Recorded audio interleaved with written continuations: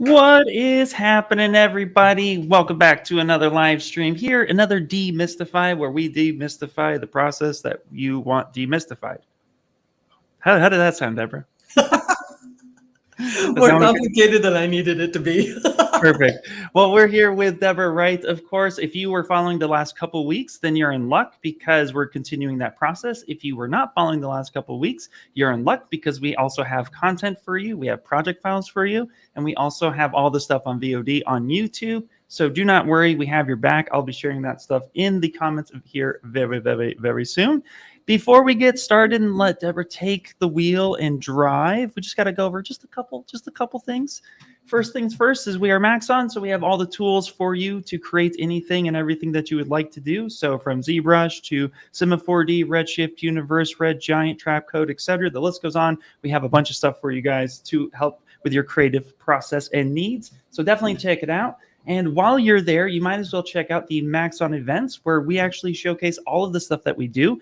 Training here at Maxon is something that we pride ourselves on, and we want to deliver all of that awesome information. So here it is. Definitely go check out the links. You can already see we have week 4 on the books for Deborah to come in and finalize the project. But of course, we have VFX and Chill, which is one of our super high-end shows with Hashi and Seth, as well as Ask the Trainer, where you go and you ask the trainer questions. So that's always fun. And then if you're still here on this website, you go to Cineversity, where you can start learning the software now in really simple breakdown tutorials, aka we're doing like ZBrush. So if you come here, you click on ZBrush, and you'll see here that there are about 24 videos here with Anna Carolina. Shout out to her. Go check her out as well. But she broke down this entire series in bite-sized chunks for just a few minutes. So you could definitely come through and actually learn these tools very quick, fast, and effective.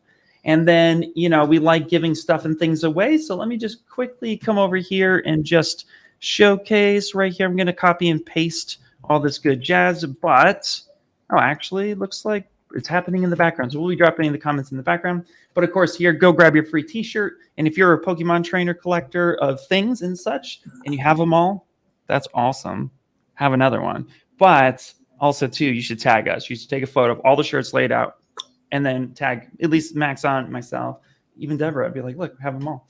And then we have Deborah's website. We're also sharing the Instagram links for Deborah as well. But if you want to know more about Deborah and everything that she does, as well as the project files, definitely go ahead and check all of that stuff out. So, you know, we just dropped all these links for you. Without further ado, though, let's go ahead and, Deborah, I'm going to share your screen, and I'm going to let you go back and start talking about the process. Well, thank you so much, Ian. This has been really an amazing experience for me to take apart what it is to do a freelance brief. And oftentimes briefs that are done in a freelance environment are very similar to what you get dropped on your desk if you're working a 9 to 5. That being said, I wanted to just do a little backtracking and remind everybody where we started, what we wanted to get to, and where we left off. So, and also today is going to be about the difference between corrections and changes. And today we're going to speed through the corrections, and then I want to do a whole thing on what it is to be the difference between a change and a correction. And there is, well, most importantly, the financial difference between a correction and a change. And fundamentally, what it breaks down to is an agreement between you and your client, and whether you've agreed that it's 10%, 20%, 30% of the project can be changed before you start issuing a change order. And that means a change order simply means that you've renegotiated the contract, and the change will now be billed either through billable hours, or you'll renegotiate another price, you know, whether day rate or, overall gross, financial remuneration. It's all dependent upon how you like to work. But for our purposes, I've created this project in order to demonstrate what happens when, your client decides to change directions. So this is where we started. This is the, you know what? And I think I'm going to actually drop this down and open up Photoshop because it's a lot more fun. This is where we started. And was the idea. And then this is what we submitted to them. And then they came back and said, yeah, no, we wanted this. So you've got to change this into that. And we went back and have changed it into that. And now they were happy with that. That's much. Ta-da! There, it's very similar to what their drawing was. It's in the perspective, so it tends to be a little, when we talked about orthographic versus using a dynamic perspective in ZBrush, when you do some screen grabbing, so it does distort it. But ultimately, that was finished, and we were all done, and they were thrilled with that, and it looked great, but they decided to change their minds. And which happens all the time. I'm just going to emphasize it happens all the time in every industry I've ever dabbled in or worked in, even before being an artist. I've never met a director or producer who will not change their mind, and that's okay. So I think it's cool to show that process too. Here's the thing is that and we were just talking about this, what is in your brain oftentimes doesn't translate into the real world. And because I sculpt for the real world, for the mesh, the physical world, not for games or movies, I'm sculpting for something to be produced. Now, we did touch a little bit on fiber mesh, and you can see here, this is what fiber mesh looks like in a preview style, but it's not how it looks when you render it. And the render is not representational of how it would print. In fact, it's almost unprintable. Fiber mesh is not even printable for the most part. And so going back and sculpting all those leaves would require an entirely different kind of mindset. But our client now has come in and has asked us to create something entirely new. And it's like, wow. That's fun. And that's like super different, but I love that. Well, what the client, being me, thought is, we've already got this mesh. We've already paid this person to create this mesh, but clearly the leaves are not going to translate into our little, model, this little toy, this little figurine. We're not getting what we want. We're not going to get, let's use this model. How can we use this model and get what we want, which is a little collectible? Okay, so they've come back to me and they've said, all righty, we want actually a little stump that looks like a little house or a little like somebody lives there. And we're going to give you a couple of assets. We're going to give you an door asset, and we're going to give you one of our little lantern assets that we've used in other projects. And we want you to incorporate them into our little stump asset. That's very exciting. Very, very thrilling. But how do we get from this to that?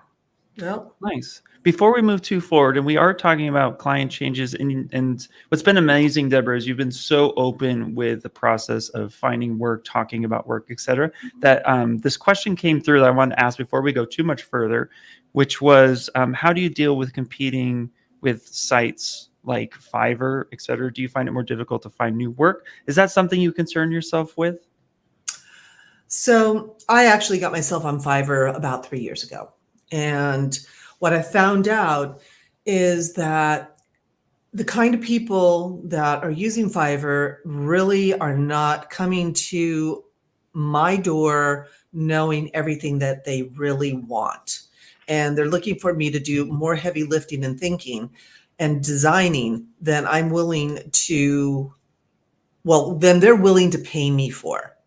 And because most of my clientele has been entities that already have well-established work pipelines, for example, Disneyland Entertainment. Hi, Scott. Um, Scott is an amazing designer. And when he draws something, I know that's what he wants. He rarely makes changes. And if he does make changes, it is usually because of functionality, whether the parade float won't work properly or the tug won't sit correctly into whatever it is that we're making. Changes don't happen very often that are, take your breath away. But with Fiverr, it's a really good place to start if you don't have clientele. It's a great place to begin your journey. And if you're just starting out, my best advice is knock on all the doors. Plaster all the walls with your name. Perfect. Get yourself, presence is important. Being seen is critical. And, don't worry about how do I say this without sounding cavalier? Just get out there. And if Fiverr is a place for you to start, then by gum, start there. But spending more time worrying about what the other guys are doing, to me, has always proved to be fruitless. I've always kept my focus very laser as to what I want, what would make me feel the best, and where do I feel that I fit in. Fit in where you can get in is, I think, the term. And just focus on what makes you feel vibrant. And I'll tell you, I don't like cars. And I really don't want to sculpt rocket ships unless they're super gooey and organic. Yeah, there you go. If they're really round and juicy, I really, really want to sculpt your car or your cartoon, whatever. But I know me. I know that anything that I do in the land of, let's say, a Hot Wheel will be disappointment for everybody, and I won't be happy either. So go with what you know.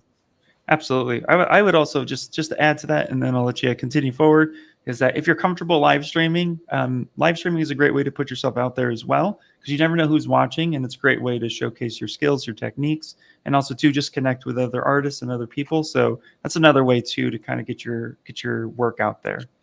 Well, this is new for me in that I usually work in the back rooms, and being out here and talking about what I'm doing is really challenging. And I'm really grateful for your patience, everybody. So thank you for allowing Ian to field the questions, and I'll try to answer them as shortly as possible.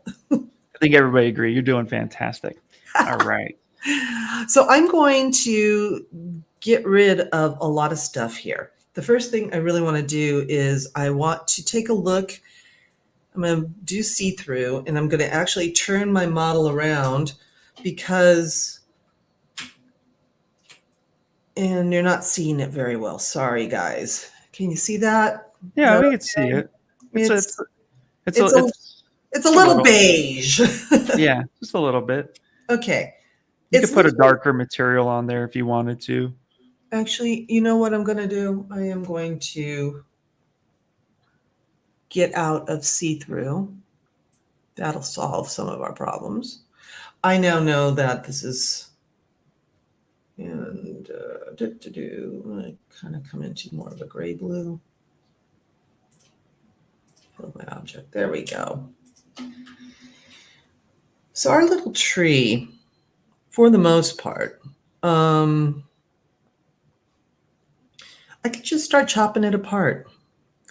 But I want to ask myself, do I really want to lose all of the branches? Because really what I can do is I can Frankenstein some of this.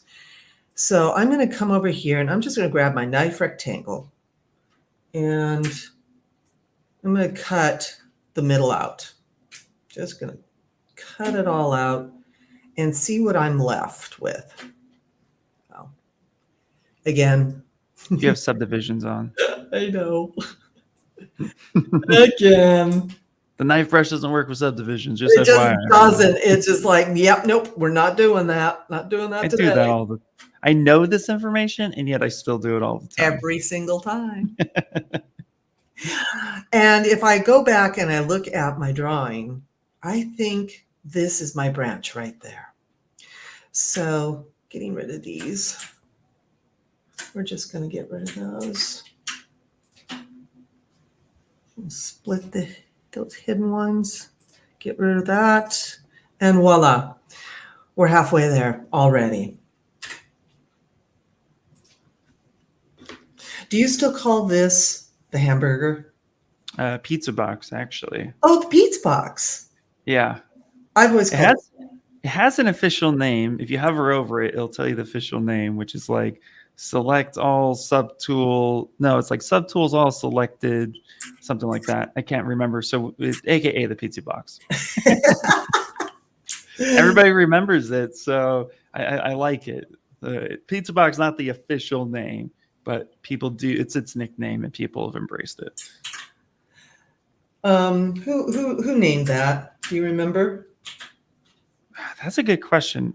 I want to say Joseph Drust named it that, but I remember hearing it from Shane Olson quite a few years back. So okay. I don't know who coined it, but whoever did, genius. Yeah, well, it's certainly stuck in my head.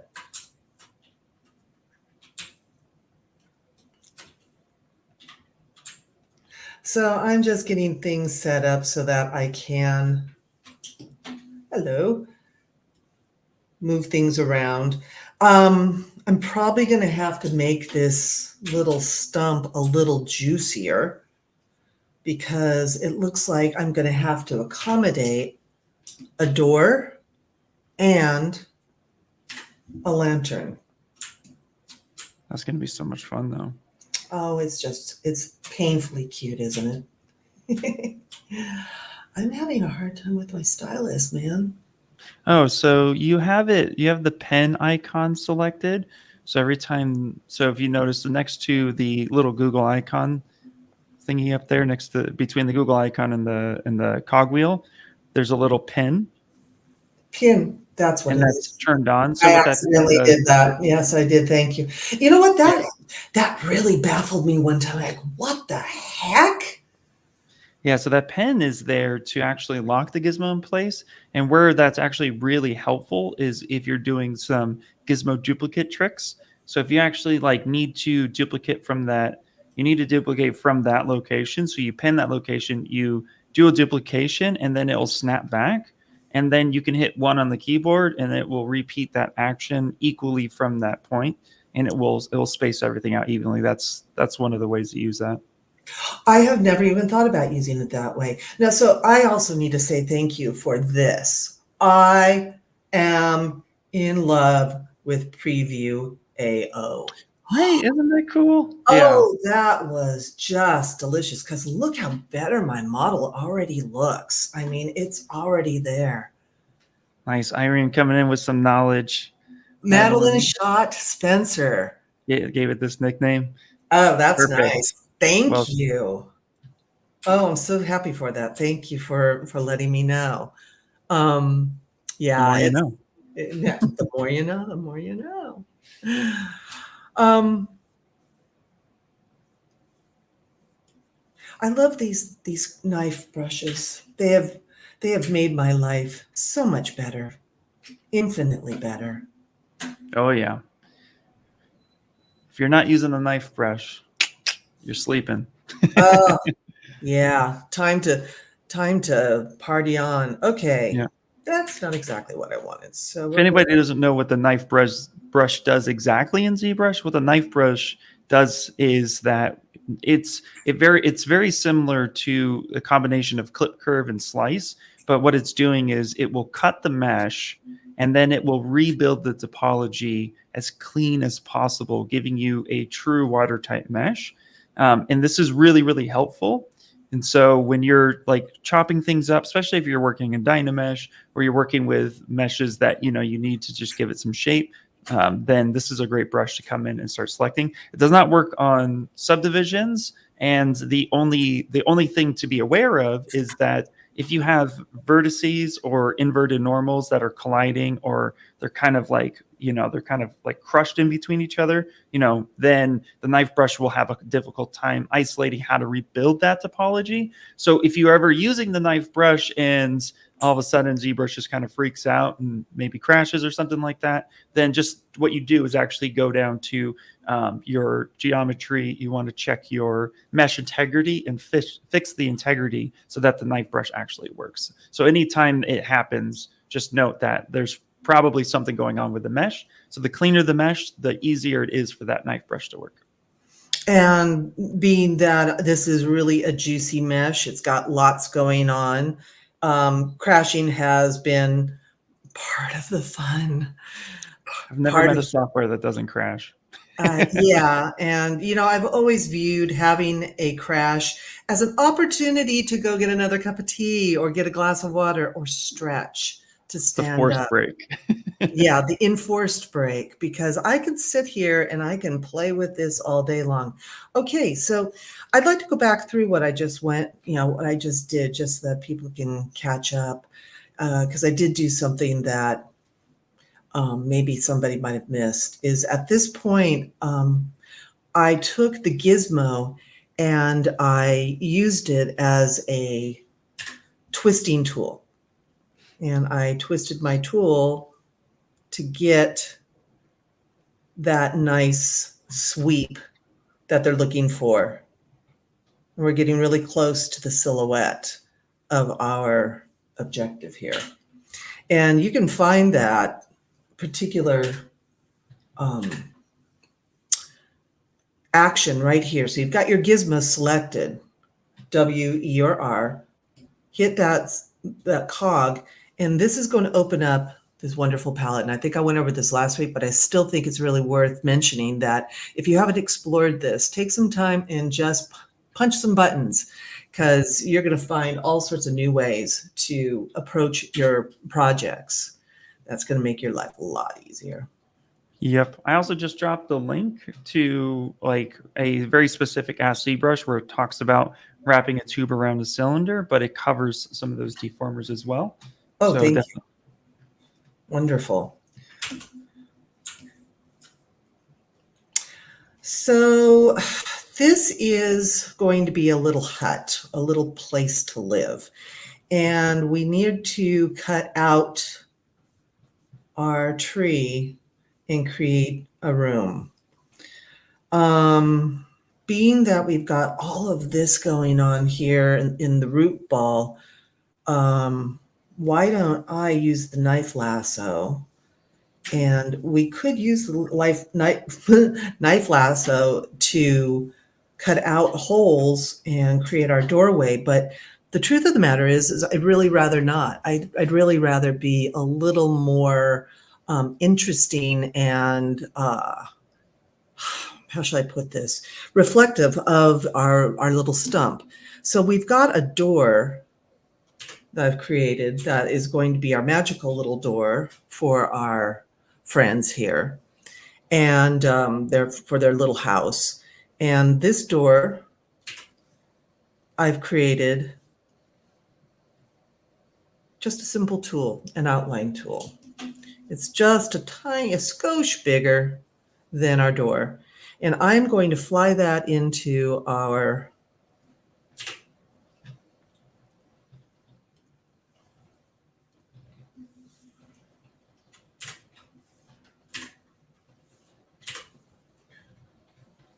model. Let me make it another color so that we all can see that.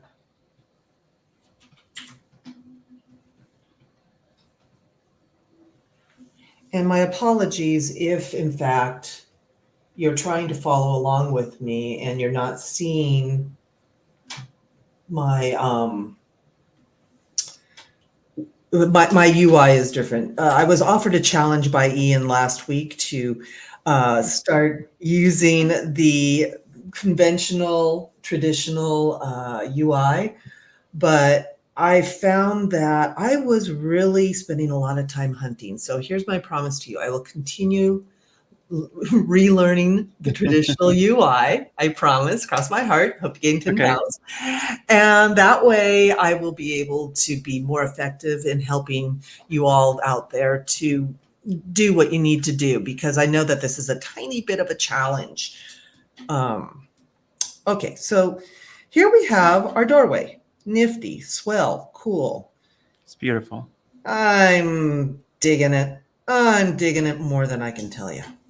And let me turn off our branch to get that out of our heads for now. We've got a doorway, but is the doorway enough? Well, actually, it is, and it will get you what you want, which is a feeling of spaciousness behind your door when you've got your product printed up. But wouldn't it be more interesting to have an interesting surface on the inside? What I'd like to do now is I'm going to turn off this tool and I'm going to duplicate my tree. At this point, I'm going to do some serious slash and burn. We're going to cut, wrong way. We're going to cut, wrong way. What's Well, up? well, no. You're showing all the tools. Solo mode out for a second. Or like hide the other one and then Control Z a few times. You know what? I think I got it. And I think I've got, hang on. That's interesting. Yeah, go ahead and Control Z back to the beginning. There it is. Yeah, you just had the other one visible. And so what you were seeing is you were still seeing the second one, but you cut the other one. Thank you. That would not be the first time that's happened. There you go. There we go. That's what I'm looking for. So what I'm going to do is I'm going to shrink our tool here just a little bit. And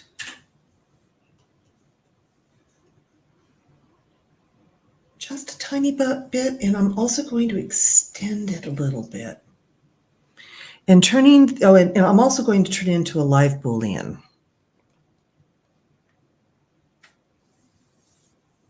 Taking it out of solo. And there it is. Nice. We've cut a room out. Now when I add, open this up a little bit. When I turn our doorway cutter on, holy mackerel. Can we zoom in a little bit? Yes, we can. Sweet. We got to show the people. Show the people. Show the people what we want. Okay, so we've got a hole going on back there. That's probably from my tree. Let's see. Got to do a little adjusting here. Bring that tree forward just a little bit. Actually, might even need to shrink down a little bit and lengthen it.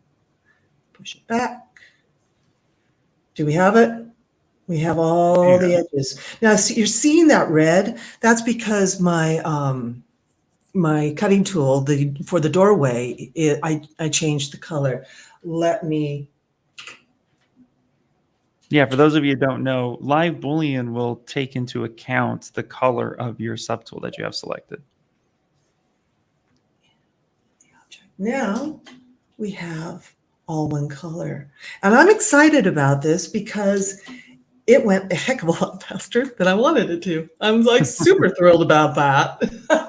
And it's going to give me plenty of time to do the kind of sculpting I want to do. Now, we could cut the Boolean right now. We can do it right now and we'd have a tool to work on. Or we could take the time and we can muck about with our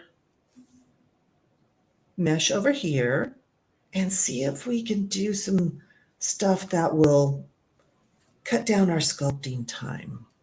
I'm going to grab, I love this for throwing in goofy, organic shapes, the blob tool. Look at that.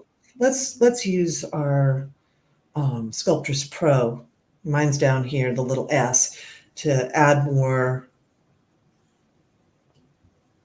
topology. And if you ever look at a tree closely, you're going to see that the burls and where a branch has fallen off, they're like scars around it. So I like that I can throw in real quick some indication of where my burls are going to be. For example, in our drawing. Nice. So that's looking like something I could be working with comfortably now. We've got some funny little stuff there, but we'll clean that up in the mix. I'm going to hit make Boolean mesh and see what we come up with. Or do we crash my computer? No crashy crashies. No crashy crashies. In fact, no crashy crashies. There it is. There is our little Boolean mesh. Nifty deal. It looks wonderful. Oops. Now we get to open up that door, bring that door in, and insert that door. There she is, all her glory. Oops, see. And she should fit. She should fit really pretty cleanly. Now, would you like adjust anything on that door? Like, would you make it thicker? Would you modify this to if it didn't quite fit? I mean, it should fit on the structure just the way you built it, but like the thickness of the door, would you say that's a little too thin? And would you try to make any adjustments, or would you fit the tree to the door instead? Well, I think the thickness is really important to consider because, oops, and my gizmo is off. So let's get that centered properly. I would give a little more depth to the door because this is going to be a little figurine. Sometimes you need to make accommodations for that. And sometimes the really fragile little itty bitty things need to be a little more robust, even though they in real life it'd be far too big. I'm not going to do anything but leave the door there for now because I want to pull my mesh out and start making the doorway. And I also need to tie in, oopsie, I need to tie in the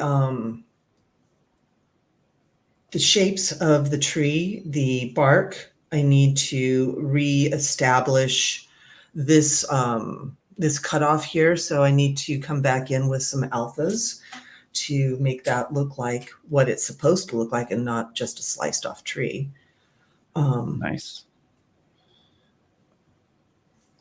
It's really cool to see the process and the thought process behind what you're doing as you work. It's just really it's such a cool. It's like I'm looking in the mind of another artist and watching you work. It's always such a pleasure because then I think of ideas of like how would I approach that, and then kind of always like go back and try new things. So it's so cool to see you work in real time. One of the things I appreciate, like when I watch Shane or Anna, is I really appreciate seeing how they solve problems. Yes. And they do it differently than I do. And that is the beauty of this program, is the stunning level of malleability for personal styles and how we approach our own work. My style is different than yours, and the way I think about things, it's different than everybody else. And sometimes I see how, like Anna comes at things that I would not have thought about it come at it that way. And I'm really grateful because when I go to school, and I still go to school, I still enjoy being in an environment where I'm being challenged by a teacher. whether it's for learning how to do electronics or, harmonica. I took a harmonica class recently, and I'm terrible at it. I'm absolutely horrible, but I had fun. And I also learned some new stuff about myself.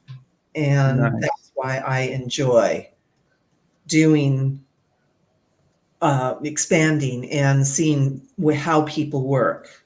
It's very interesting to me. 100%. By the way, Sponge D Bob says hi in the chat. Hey, man, good to see you. Happy you joined in again. That's so cool. We were talking on Twitch a couple of weeks ago, and was really, really grateful that they decided to come in and spend some time with me. Nice, nice. For anyone who's not sure about ZBrush Live or other ZBrush artists that go live, I'm going to drop the calendar/agenda in the chat so everyone can go in. ZBrush Live is always active all the time. There's tons of artists. I stream personally every Wednesday from 10 to noon, unless I get super busy with work. That's always the schedule, but sometimes I have to cancel stream. But for the most part, I'm on every Wednesday, so you can always come in and ask questions directly too. Yeah, I'd like to double down on that and say, please be kind to the streamers who are giving their time to you and working at the same time as professionals, because oftentimes we get, well, darn it, we get our deadlines pushed up or changed. And it does require us sometimes to stop streaming or cancel a stream. And it's not, it's not because we're lazy. It's just that, we can only, there's only so much of us. We can only do so much. Yep. So here we are. I'm not going to belabor this much more, but I really did want to go back into grabbing some of our alphas that I created for our stream here. And you can select all the alphas at the same time if you'd like, and they'll load them in right up here. So I've got all my choices. I'm going to get my, first thing first, I want to fill my back of my tree. I want to fill my object so that it looks cohesive. And where are we? We're at 1240. Great. Yeah, doing great. Yeah. It looks like we've got plenty of topology to work with. So I'm going to, let's see, how does that look? How's that? Yeah. So you can either switch over to Z sub, or you can hit your Alt key and you're going to get, oh, it's sexy. Look at that. It's perfect. It came out like perfectly. Exactly as I wanted it. Yep. Speed sculpting live. Oh boy. We are missing something though, aren't we? We are missing our branch. You need a branch and a lantern, right? Yeah. So I'm gonna see if I can let's see where we are. Yeah, we're getting close. So let me choose that branch. That's the branch that we chose right here. Come back over here. Is that it? Nope. There we are. We're going to bring in our branch. There she is. She's a little short here. She needs to be a little longer. So grabbing my Move Topology brush, I'm just going to yank her out here. You gotta make you have to make the noises. You have to make the noises. Why do we have to make the noises? I'll never know. I like that we made the same noise. That's perfect. You are my brother from another mother. Yep. Okay. Sponge D Bob says that they would actually use the new snap feature, and I actually agree. I'm going to be showing Deborah some really cool tools. Yeah, he's gonna show off here. No. We'll save that for another stream because there's only so much time. But I'll show you the new tools afterwards. And actually, we worked closely with Michael Palpovich, and so a shout out to him. We actually the development team was able to showcase some of the tools to him so that he can pump out some videos for us over the weekend. which was really awesome. So I'm going to link to those as well. But you can find all of those videos on Cineversity as well, because we point to third-party tutorials, not just our own tutorials. So if you have any really good tutorials, you can always link me those tutorials. I'll take a look. And then if the information is solid, we point to that stuff on Cineversity. So if you know any recommendations, you can always throw that at us as well. That was a tongue twister for me for some reason. Dude, I'm so happy I'm not the only one with a rented tongue. That's crazy, right? So in the chat will be a link to that new snap feature that Sponge D Bob just shouted out. Thank you, sir. Appreciate it. Because really, truly, this is the kind of program that just grows and grows and grows. And I am so excited about our ZBrush Summit. I bought my ticket, my airplane ticket. It's free. I will be there. So yeah. ZBrush Summit's free. You got your plane ticket. That is awesome. I am ready to roll. I've missed my nerd herd. Man, I have missed my nerd herd. It's going to be amazing to have you out here. Honestly, I haven't really related so beautifully with a group of people in my entire life. And the generosity of people who use ZBrush, the generosity of their knowledge, their desire to share is astonishing. It is absolutely delightful, because I also come from a world where, you know, I used to sculpt as a sculptor, and lots of people would get real grippy about, you know, what they do, and they're not gonna tell you their secrets. And that right there was always kind of a little bit disappointing. Okay, this is not doing what I want it to do, so I am going to pretend that it's been done, and I'm going to leave it alone. We pretend a lot here. What I'll do is I will make sure that I have all of this fluffed and folded for you when you guys open up the files, the project files. There will be some completion done, so never fear.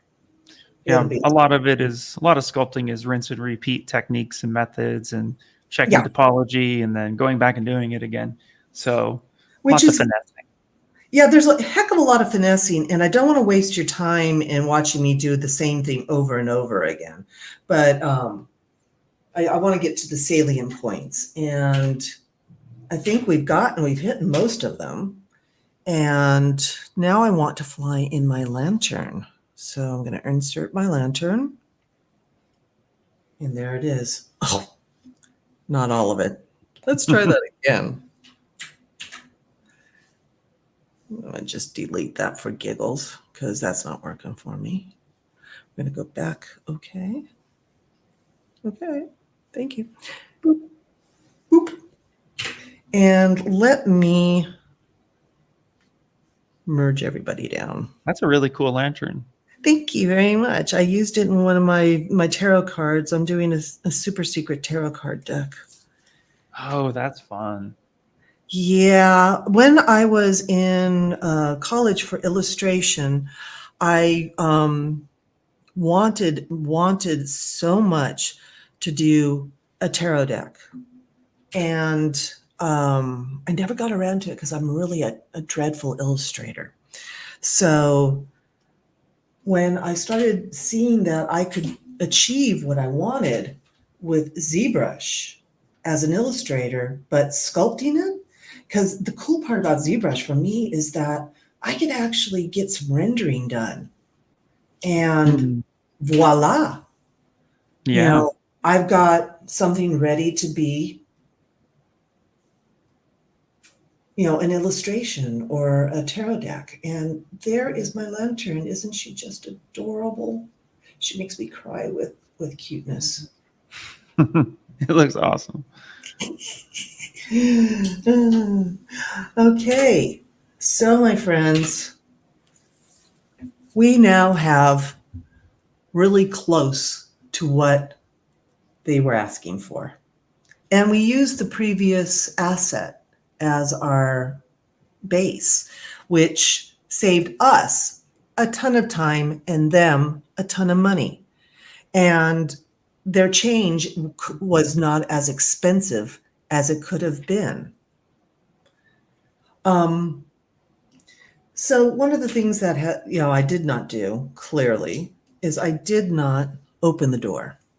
And I want to open the door on this side, on the right side, because I have a door knocker a door pull on the right side, on the left side. So let me kick that door open a little bit. And now you can see why I chose to use, not just cut out a hole, but now we have this lovely interior, this kind of evocative interior, and it's okay, you can't see. Not yet. When we render, It's shitty in there. It's cool for all of you who are so hot right now. I'm so sorry. Anyway, we have all this interesting texture on the inside. And when you're doing miniatures, all those little tiny details really, really matter, because you really want to have those juicy, intimate details that are happy surprises, so that when you do open the door on this miniature, somebody's go, oh my gosh, they made it look like a tree on the inside. And that's how you take it up to the next level as an artist, is think about what was the thing that made you super excited about your Hot Wheel. It was opening up those doors and seeing that interior and all the little, components on the door side, the window crank or the door latch. All those little details in miniatures and toys and, what are collectibles, those matter. So, my friend, it's done. That looks super awesome. I love it. I love it. I love it. So next week, just to give everybody a preview, I'm going to do some, now I'm going to do some poly painting and maybe even a little bit of UV stuff, so that we can make a beautiful render to present to our client and send it off. Now, UV's not always necessary, but poly painting, that's a whole new world. And I'd like to show you how I poly paint and how I do it quickly. And then I'd like to ask our friend Ian if he would flex a little bit around his rendering skills and light up my lantern. I think we can help. I think that'd be super fun. I'd be honored too. That would be awesome. I'd like to learn a couple of new things too. Are there any questions I can answer? There is a question. This one was actually directed at me, so I can actually go through and answer it. But the question was, hey, Ian, I use a base mesh for my work. They are in real world units. In height, ZBrush sizes are too small at that scale. Any workaround? And there absolutely is quite a few workarounds you can utilize. So I can actually share my screen and then I can answer that as well.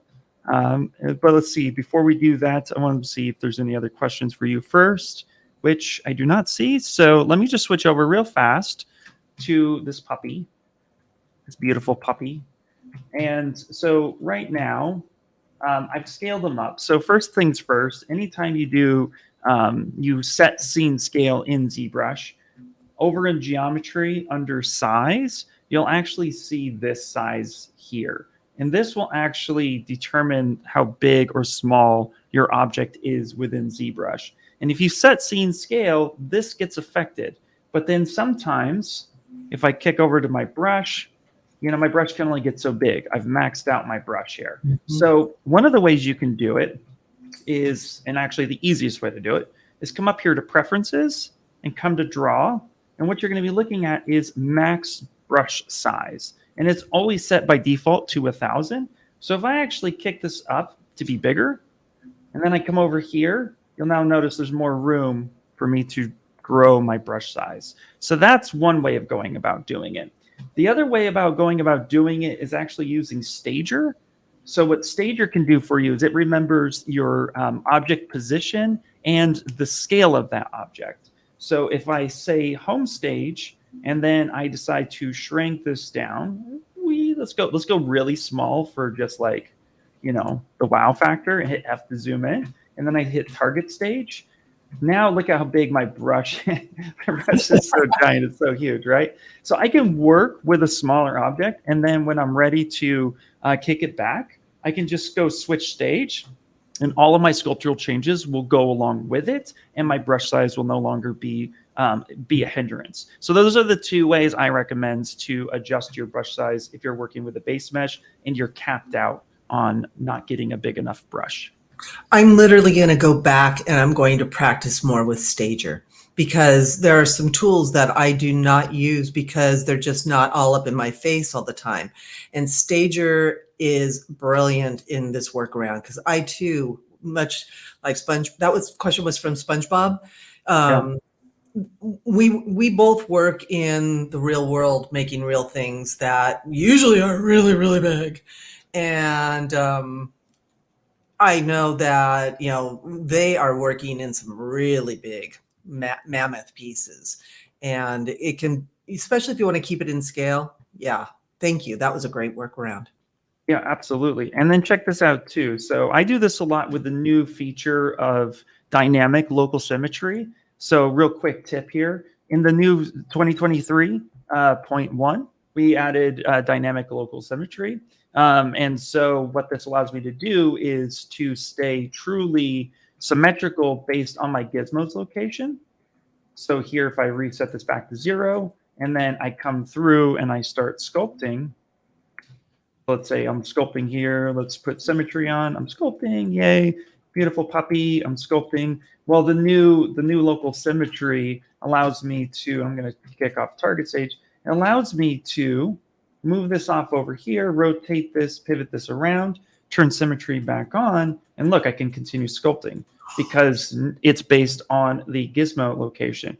But one method to actually, like if you use the gizmo to come around here, offset, right? Now my symmetry is taken off. I can utilize Stager to reset this to its true center orientation of the mesh. That's one way to do it. I can also come through, and if I drop to a lower subdivision level, switch Stager, and I need to have this object here, what I can use is the Z modeler brush, and then I can hover over a face, and I can use what's called set symmetry, find my center line, and with symmetry turned off, I click one point, I click another point, and now that gizmo is back on the center. And now if I step back up and I start sculpting again, you can actually see here turning symmetry back on, that I'm truly symmetrical again. So this is another way to kind of protect your workflow. So as you're going through and you're setting things up, you can actually do a little bit of preventative maintenance in the forefront by setting Stager and then working on off center, but still keeping symmetry activated. This is really good, especially if you're building mechs and you have like truly symmetrical, pieces of armor that you need to stay, but you want to work with it on your base mesh. That's a really great way to do that, as well as some other attributes. So that's a few ways to go through and utilize Stager in combination with local symmetry. So there you go. God bless the programmers. They listen to us and they try to find the workarounds that we need. I'm so grateful for those who are in the back rooms creating everything to make this program work the way it does. It's magnificent. Yep. And then real quick, what unit is ZBrush using for size measurement? It's default at millimeters. Even if it just says unit at the top, it's default at millimeters. But if you change that you go to Z plugin and then you go to Scale Master, which is down here, you could change that to millimeters, centimeters, inches, or feet. So you can change that at whim. You just have to remember which one that you click. But we give you those 4 options. I use Scale Master a lot.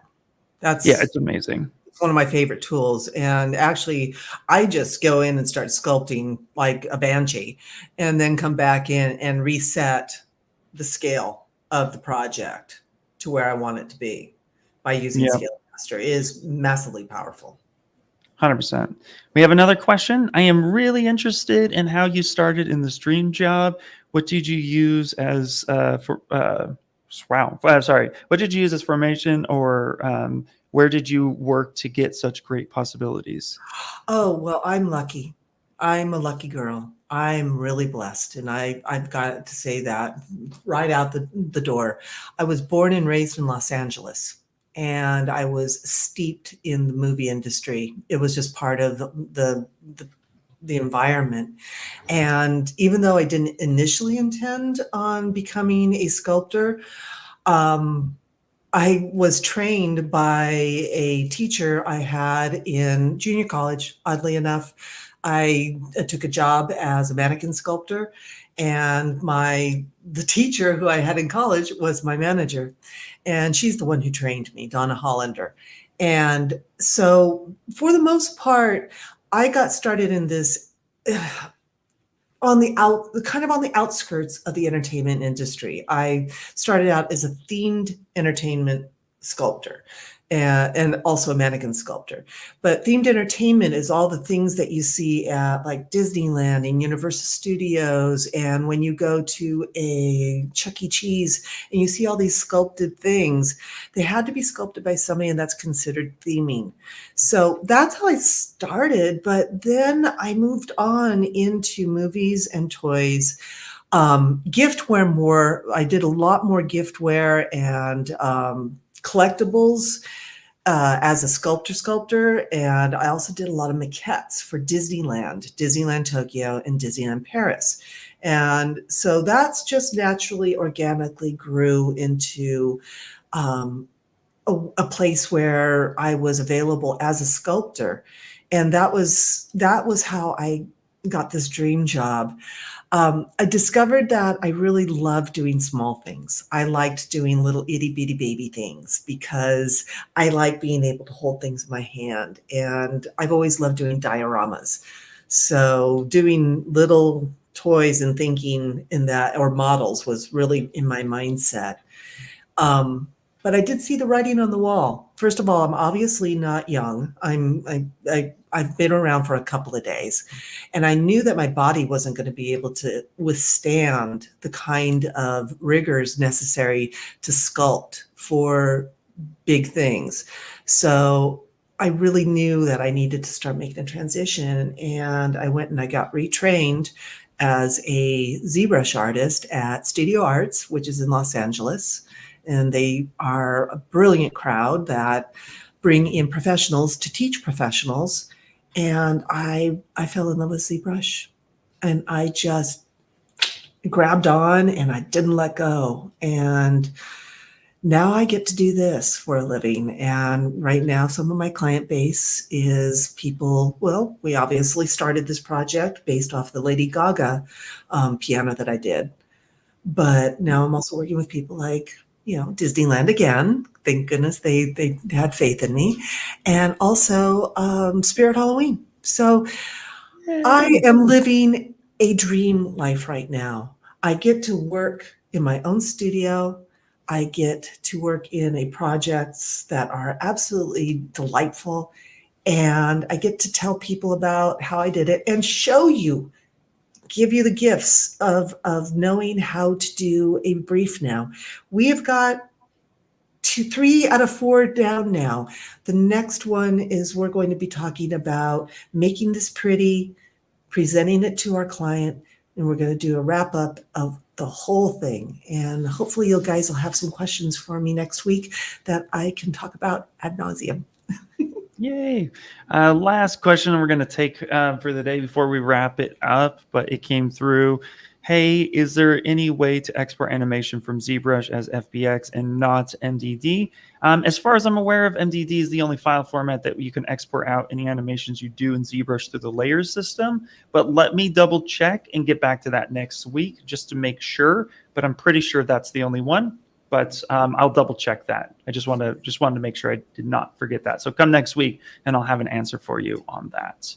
That's exciting because I know nothing about the animations. I use layers, but at a different capacity. So I'm excited about that. Yep. All right, we're going to do just a little bit of exiting out. Again, thank you everyone who has been here and hanging out with us. This is super awesome. And we're going to be wrapping up next week. So in the meantime, of course, we're Max on 1. So we have all the tools for your needs for artists and creating and trying to get all that good jazz out.